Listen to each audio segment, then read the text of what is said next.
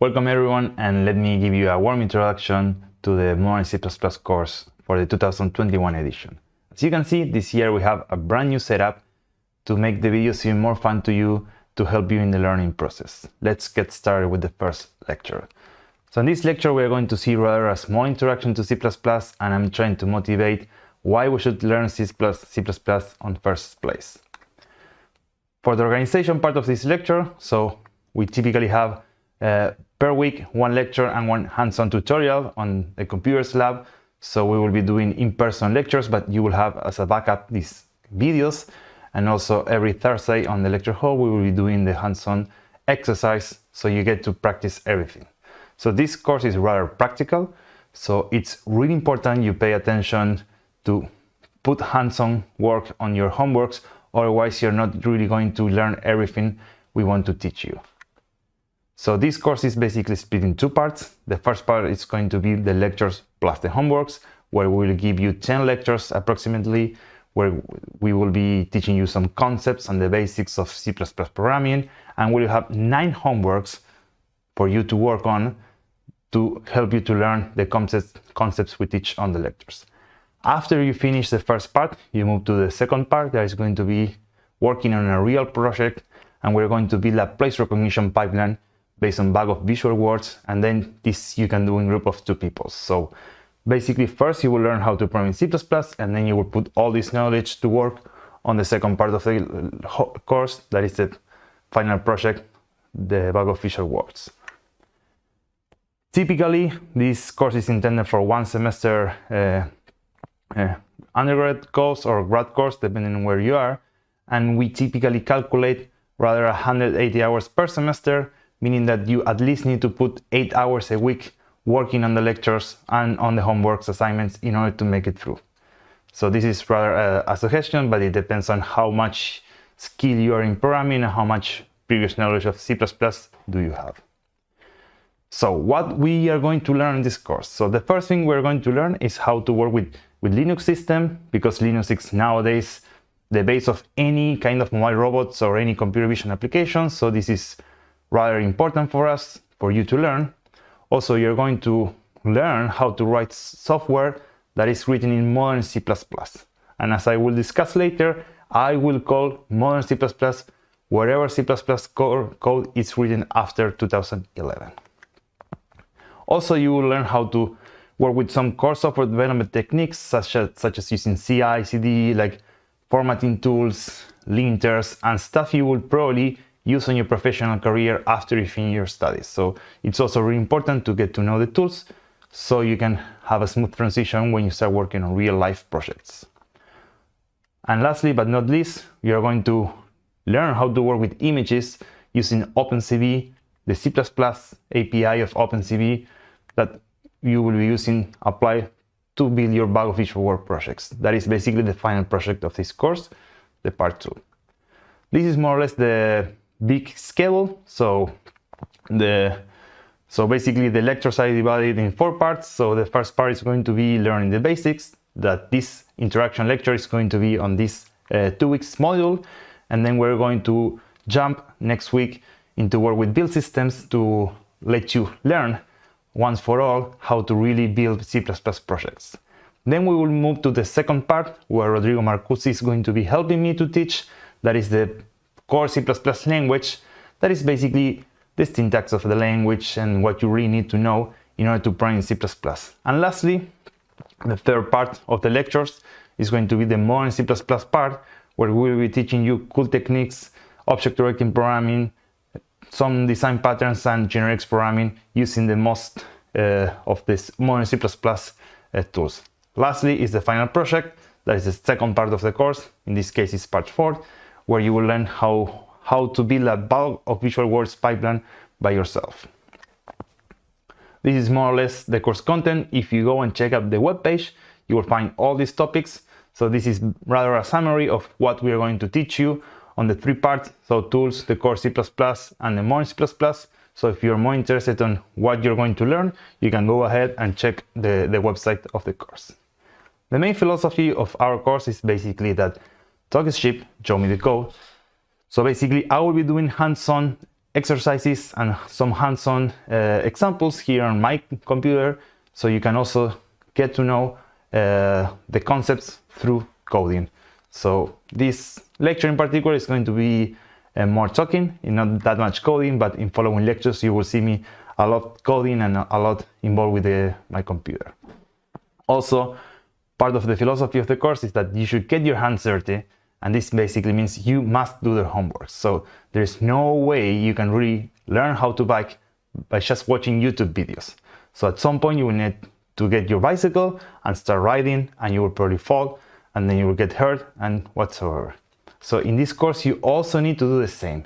You basically need to do the 9 homework assignment, try to make everything work and get as much points as you can from the homework, but to help you learn, because as much as I want you to explain all the stuff I know about C++, it's never going to be enough for you if you don't do the homework. So please change your mindset and realize that you're going to get your hands dirty. Then the next question you will probably ask is like, why C++? So why C++ in general? So there are many reasons. One of the main reasons for us here in Stachniss lab is that C++ runs on real robots, and we want our applications, our research, our ideas to be deployed on the real life and not just on an abstract whiteboard. And then for this you will need a tool like C++. So basically, if you go and check the Mars robot that is now from the NASA robot that is now on Mars, you can go to the GitHub page, and then you will realize that most of the code is C++ code. So nowadays C++ is everywhere on mobile robots, due to many reasons that we will also explore in the following slides. So efficiency is usually one of the most important reasons of why you want to use C++ or actually any compile language, but C++ is basically the most popular compile language out there for mobile robots application and for embedded applications in general. C might also be an option, but nowadays we want to teach you more in C++ so you can have a better development experience and without paying any cost at runtime or any cost at memory consumption. Even if you have available some bigger processors for your application, we are still talking about mobile robots in general, you're going to suffer about power consumption. So you will have batteries on your robot, there's no way around of this, and then for this you want to make the best efficient usage of your processors. And then for this, typically you need to target machine code that you actually get to this machine code through a compile language like C, C++, Rust, and so on. In this course, we're going to teach you how to use C++ to get this efficiency from your processor, no matter which architecture you're using. Then another important reason why you want to learn C++ in our community in particular is that the robot operating system is entirely written in C++. Of course, there is some Python bindings and some ROS-Py utilities, but not everything is there. And particularly, if you want to run your application, if you're building a perception pipeline, for example, or something like this, you will want to write C++ code using ROS. And then, therefore, ROS is also a really important tool to get to know. We will not teach you ROS in this course because it's not a ROS course, but you need to learn to know C++ if you want to use ROS. Doesn't matter if it's ROS 1 or if it's ROS 2, you need to know C++. And also safety is one of the most important reasons nowadays. So autonomous driving is basically the most hot application on the mobile robots market, and everyone is trying to build autonomous robots, and for this we will need C++. Why? Because there's no way an autonomous robot should be running some scripting language like Python. Because in Python, every time you execute one line, you don't know what's coming next until you go there and execute it. With compile languages like C++, for example, you get to first compile the binary, compile the application to a binary, and then do some static checks before you even get to run the application. So safety safety critical applications is one of the big domains for C++ programming. Then also you really wondering, why Linux? Why we should be using this strange operating system? So maybe now in 2021 it's not strange anymore, but when I started working professionally, it was still strange. Now it's ubiquitous and it's basically everywhere in the world. And actually even companies like Microsoft are including the Windows subsystem for Linux, where you can use Linux within your Windows distribution. So why Linux? Because most of the robots run Linux. And of course, it's much more natural to just use the same development platform as the target platform, that this will be Linux. Because if we want to try something, first we can try it on the desktop machine, do some testing there, and then we can target the real application that will probably have another processor that is not an Intel processor or AMD, most likely some embedded-like processor like IRM, and stuff like that. And therefore you will be running Linux there, some sort of embedded Linux, probably using Yocto, some Raspberry Pi, some Arduino variant, and then you need to know Linux. It's important for you as a professional C++ developer targeting mobile robots and computer vision applications to get to know how to use the shell. And then lastly, but not least, C++ is always, so it's now a popular language, and it has been always a popular language. So it's a 45 years old language, and even so, it's always on the top 10 on the list. So here we see one of the indexes out there for programming languages, and it's, if you start Googling around and looking for C++, you will always find some sort of top 10 in the list of C++. So that's basically the motivation of why we want to learn C++ and why we want to teach you C++. So it's a popular language, it's used on the real world for mobile robots application, and therefore you will need to learn it. So let's continue with a bit of history of C, C++, and computers in general. So it all started with computers and some language that it's called assembly, that had some benefits to program computers and processors in general, but also some drawbacks. So the benefits is that there were some unbelievable simple instructions, and this means that depending on the processor you have and you are targeting, you have a really small set of instructions you will use to program your application. Also, it was extremely fast when it was properly written, because you were basically reading machine code through the assembly language, and then you had complete control over the program. So people from an electrical or electronic background, you will realize that this is certainly true, because when you program in assembly, that, believe it or not, assembly, even when it's a language, it strictly depends on the target processor you're using. You will have control of your full application, so you know what's going on at each point in the moment. But then the question is like, okay, if assembly is that cool and that fast, why we don't use assembly? And let me reply to that question with an example of a hello world. So if you really want to print a hello world message to a console in Intel based processors, this is how the assembly code looks like. And as you can tell, it's rather complicated and really hard to understand, to debug, to develop further. And actually it's a long example. So it's a lot of lines of code to do such a simple task like saying hello world.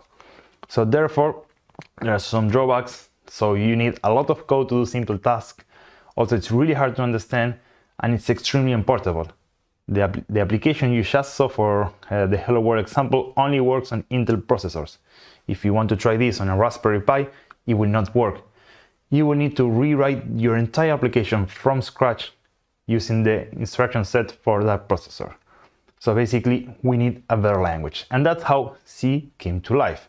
So the problem is that the computers only understand assembly language, and this is not entirely true, because actually computers only understand binary language. But between assembly and binary, there is one-to-one translation, so we can basically assume that it's the same. And then the idea is like, okay, if the computers understand assembly language, then we can probably make the development experience a bit more complicated, but add some translation in between, some translators, some other tool.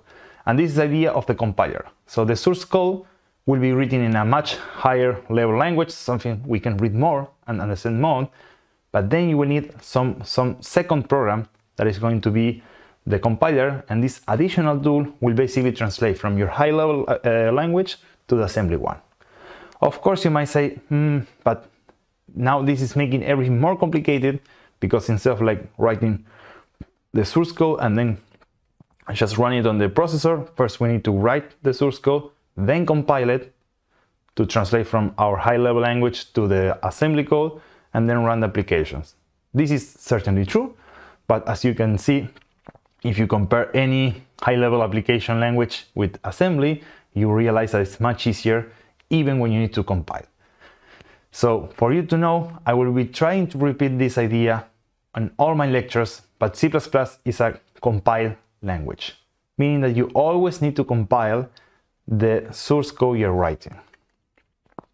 C was invented for Kenyon and Ritchie like many years ago, and when they invented C, that was basically also they created the Unix operating system, and then they were trying to make computers more accessible for humans and for not always for just engineers. They created C, and C was like easy to write, and the idea was it was a fast language, so all the applications were running fast. It should be simple, rather simple to run, and also should be cross-platform, meaning that my application written in C should run on different platforms, and the compiler is going to be who is in charge of changing the assembly code depending on which application you need to do. And then after C, there was some drawbacks. So because there was also some weakness on C, so there were no objects or classes, meaning that you cannot provide new types for the application, and then this was basically turned to be difficult to write code that work generically. And of course, if you have some experience with C, even when I still love C as one of my primary languages, it was really tedious to write large programs. If you want to write a perception pipeline, for example, a full perception pipeline in C, it's going to be a rather complicated task. It's not impossible, it's doable. A lot of applications are running in C, even nowadays, but it's much easier when you write it in C++ and without paying any costs at runtime. So that's why Björn, this is the creator of the C++ language, inspired by these drawbacks, inspired by the runtime performance and memory performance on C, he created C++. It all started as a C with classes language, but then quickly evolved to something that we call a multi-paradigm language, providing support for any kind of programming paradigm. So C++ was a language that was fast, the same as C. It was also simple to use as C. It was also cross-platform, the same as C, but now we have some high-level features like creating new types for the application, using some static check compilation, compile time checks, and stuff like that. So you can actually have a very developer experience getting the same type of applications with the same runtime. So the fact that C++ is lower than C, it's a myth, and if this is true, it's only showing that you're not using the right compilers or the right tools. But nowadays, there's no real drawback of using C++ over C. This is more or less the evolution of C++. So in C++ 98, so these are the standards. So this is something it's an ISO standard. So it's a real like a PDF kind of file where you define like what the language should be supporting depending on the standard. And then on C++ 98, that was the first kind of big milestone of the C++ community, where we already have templates, the STL library, and some simple operations, but this was still rather more like a C with classes kind of language. After C++ 11, and this was basically in 2011, so exactly 10 years ago from this lecture, move semantics were introduced, smart pointers were introduced, lambda functions were introduced, const expression were introduced, and a lot of new stuff that really turned C++ into a super modern language that we all use nowadays. So the C++ 20 standard is probably the next big milestone on the C++ language process, but we are not going to teach that in this lecture, in this course in general, because we're going to rather focus on the main concepts of the modern C++ language. So on my lectures, I will be trying to give you the intuitions and the real concepts for you to learn. So in 5 years, this knowledge you will get from this course, it's still valuable. So we are not going to really teach you the latest and greatest feature of the language, but rather something that can be stuck into your mind for years, and then you can, if you need to keep growing on the C++ development experience, you will have the strong foundations to do so. Then the design philosophy of C++ is that it's multi-paradigm, as I said before. If you want to use it for dynamic programming, if you want to use it for object-oriented programming, if you want to use it as a procedural language, everything should be possible with C++, and it actually is. The idea is that you should express the ideas and the intent of the code directly on the code. So this is super important as a C++ philosophy, is that when we read C++, we should be able to understand what the program is doing. And this you could also do it with C, actually, but it's rather complicated because the lack of creating new types with C, that also we call classes, and you will see this on the second part of the lectures, makes everything much more complicated to express how you want to operate your application and how you write it on the real source code. Safety is also super important, so we want our program to be safe across all execution, because we don't want the program to crash because we forgot to assign an integer to a variable. And for that we also have the compiler that will be our best friend and our worst enemy at the same time, because it's going to be warning us and not allowing us to compile the application because some simple errors, but this will give us safety and we will give us the freedom to know that when we run the application, a lot of checks has been already made. And also efficiency. So C++ should be super efficient, because that's why we want to get our hands on and learn this super interesting language and tool to write super efficient applications. And with this we can really make usage of our processors, our target applications, and whatsoever.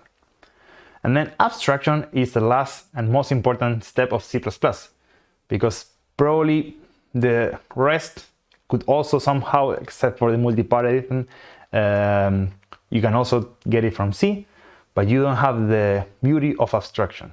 And there is something we C++ programmers call zero-cost abstraction, that basically means you can write something on a more abstract manner, meaning that you can write this on a more high-level language without paying anything at runtime or memory consumption, meaning that you will get the same application with the same performance, the same memory consumption, but the difference is going to be you.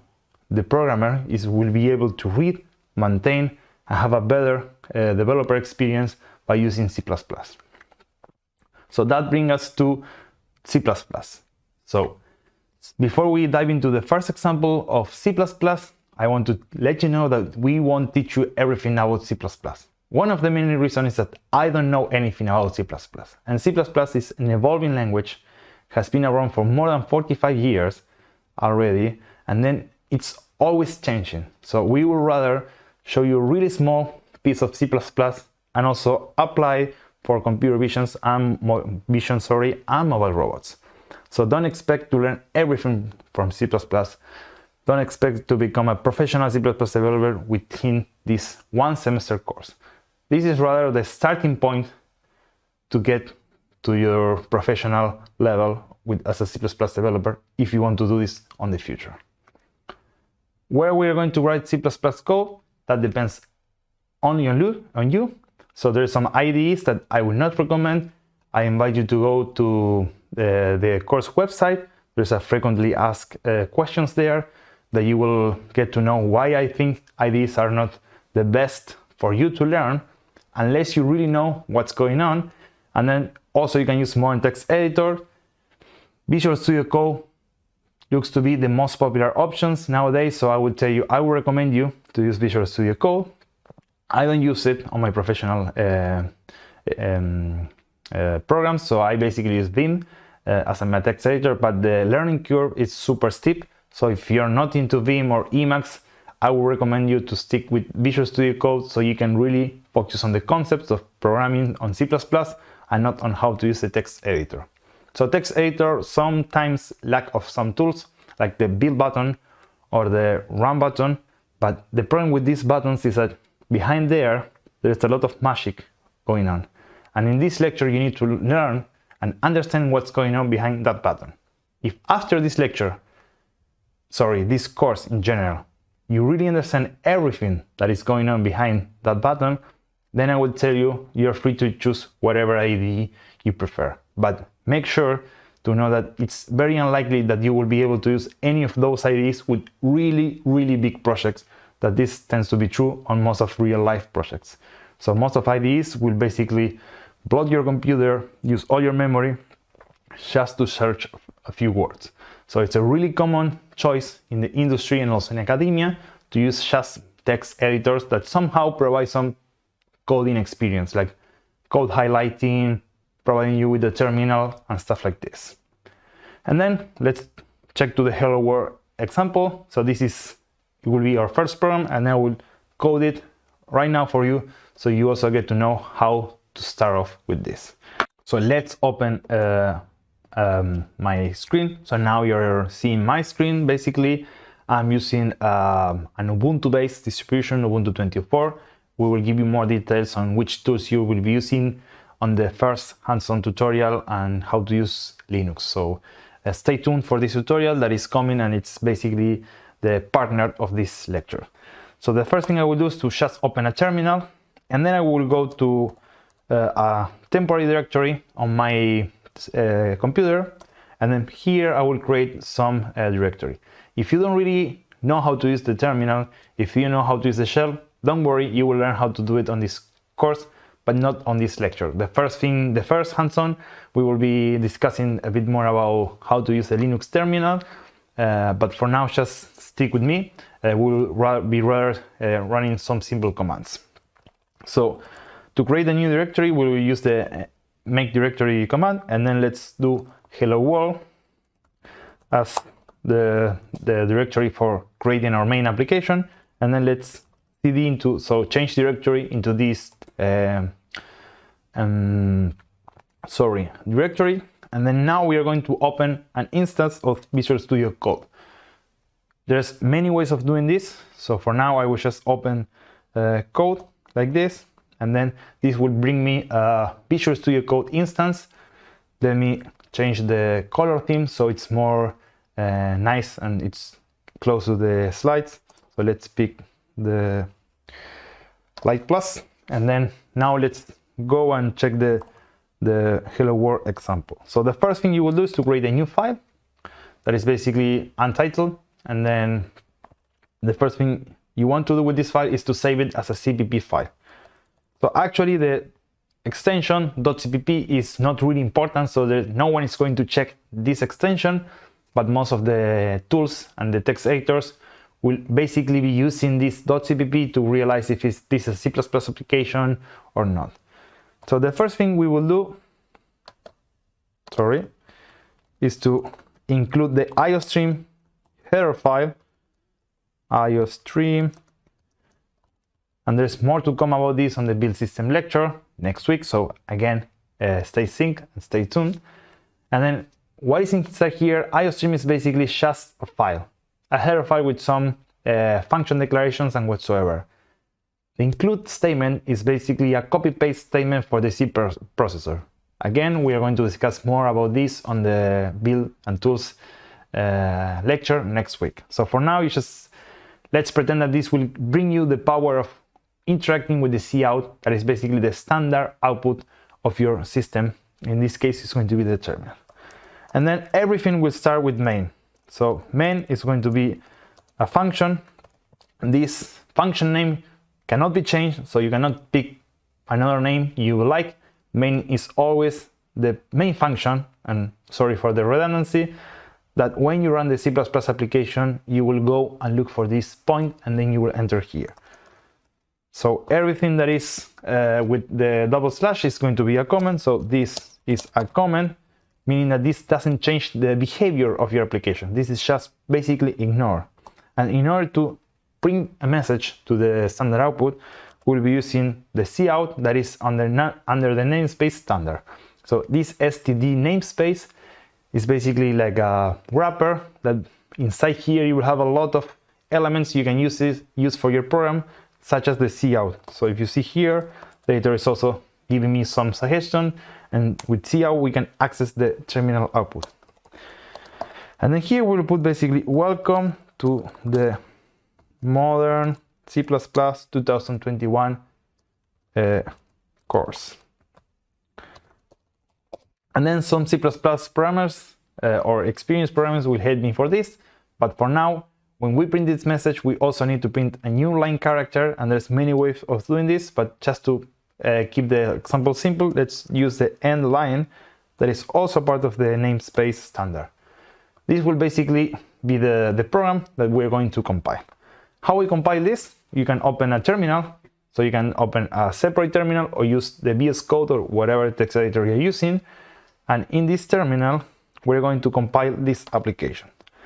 So the simplest option is to use the C++ compiler that in my system, if you check, this is pointing to the GNU C and C++ compiler version 9.3. So basically if I do C++ and then I pass the main.cpp file to the compiler, we will basically get a binary. So if we list the files here on this project directory, that is the hello world, you see that we have the main.cpp file, that is the program, so this is the source code, and this is the binary file that is what we can execute. As we discussed previously in the lecture, now we need to write a high-level language, that is this C++ source code, and then we need to invoke the compiler, that is the translator between this high-level language and the assembly language, and compile an application.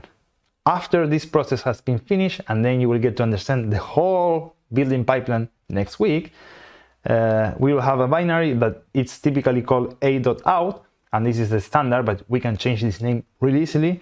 And if we run this binary application, you will get this welcome to the modern C++ course. So basically, this is the first success case in our lectures. So we say that we just compiled the first hello world, so welcome to C++ programming. Let's go back to the slides. So then, this is basically the most simple C++ example. The only detail I was missing was basically the return code, that even when you don't provide it, so here return code, if you return 0, this will basically tell the shell or the terminal that everything was right. And then if I recompile this program, because C++ is a compile language, so every time you change the source code, you need to recompile. If we call C++, that is a compiler, we invoke it again. When we run our application, it's the same behavior. This basically means there was no error during the execution of the program. So the comments, as we say, are completely ignored. Also white spaces, the compiler doesn't care at all about this. So the only thing that the compiler will care is the source code of your program. So whatever is a comment, that could be with the double slash or with the slash and with this syntax over there, is going to be completely ignored. The code style is important, so you should not get lost with this. There's tools like Clang Format that will allow you to format your code with some standards like Google standards, Mozilla standards. There's many out there, and you can build your own standard. But the important thing is you have some sort of format in your code and getting some sort of style. Here on this course, we use the Google style. So there is a CPP guide from Google on which kind of style you should be following for C++ programming. We are not really strict on the style, but it's important that at some point you go to this link over here that is on this part of the slide and check the style from Google, because this is most likely what we are going to ask you when we check your homeworks. Also, there are some tools like CPP-Link to check this style, but it's important you start building some knowledge of the tools to help you programming in C++. Everything starts with main. This I saved an example. So every C++ program will start on the main. So no matter what you do before and after, the program will go there. This function is always returning a code that is an integer value. That's why the return value of the main function is main. So this is, we can highlight this here. So that's why Main, it's always an integer and it's not void or string or something like that. Basically because we need to return some error code that if 0, then it means that everything is okay. And if it's different than 0, there is a lot of meanings between number 1 and 255, but basically means that the program finished with some error. And then the application which is calling, the process which is calling the application should handle this error properly if you need to do so. The include directory is the tool we use to include the IOStream header file, and then there's basically two flavors of this. One is with the angular brackets and the other is with the quotes. There is no real difference between these two. It's more like a style, and then the style we usually follow is that we will use the angular brackets for system files like the IOStream header library, that is, header file that is basically part of your system, and then we'll be using quotes for local file projects. Again, much more about this on the Build and Tools lecture. And then this is an example, so I'm not going to show you this example on this lecture, but I highly recommend you to get to your text editor, to your IDE or whatever you use, and try to run this example and see how it's working. The most important thing is that we are also using the standard output, the standard input, and also the standard error output from the Linux system. So more to come on the Linux tutorial. And then here I just put you the example on how to run this. The only difference of how we just did it is that if you check the line here, first, this is the C++ standard. So here we are specifying the compiler, okay, please use C++ standard 2011. Then this basically means please don't build this a.out binary, but rather make a hello world binary. And then the only other difference is that this, instead of calling it main, we just call this hello world.cpp. But if you compile this program, it's going to be the same.